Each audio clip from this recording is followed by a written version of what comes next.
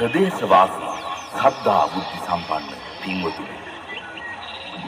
අප මහ අමාමෑණි සම්මා සම්බුදුරජාණන් වහන්සේ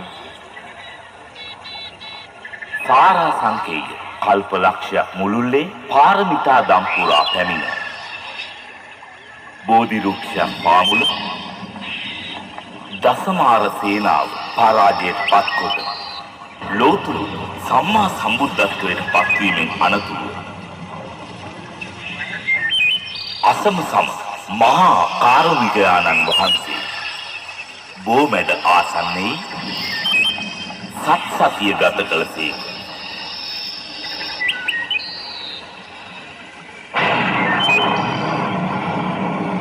පළවන සතිය බෝධි මූලයේ වජිරාසනයේ මත වැඩ සිටි. දෙවන සතිය අනිවිස ලෝචන පූජාවෙන්, තුන්වන සතිය රුවන් සක්මනේ යෙදීමෙන්, සිව්වන සතිය රුවන්ගේ තුලද, පස්වන සතිය අජපල් පෝරුක මුල, හයවෙනි සතිය මිදෙල් නම් වෘක්ෂ සමීපයේ, හත්වන සතිය රාජායතන මූලයේ වැඩ විසිරී තථාගත බුදු පියාණන් වහන්සේ සත් සතිය ගත කළසේක.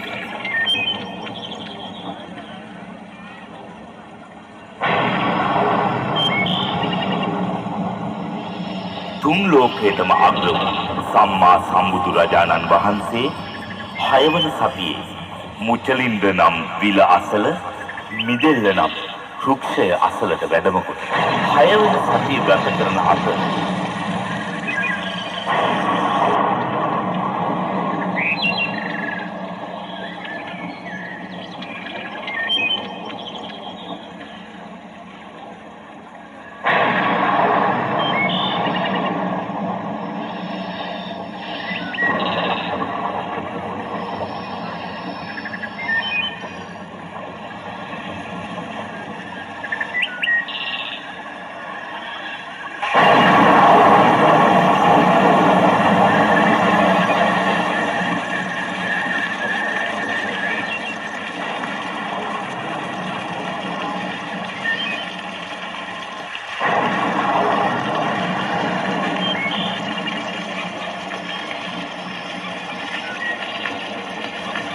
පුරා අහස් කුස මහා විගුරු මහඩක් නගමින්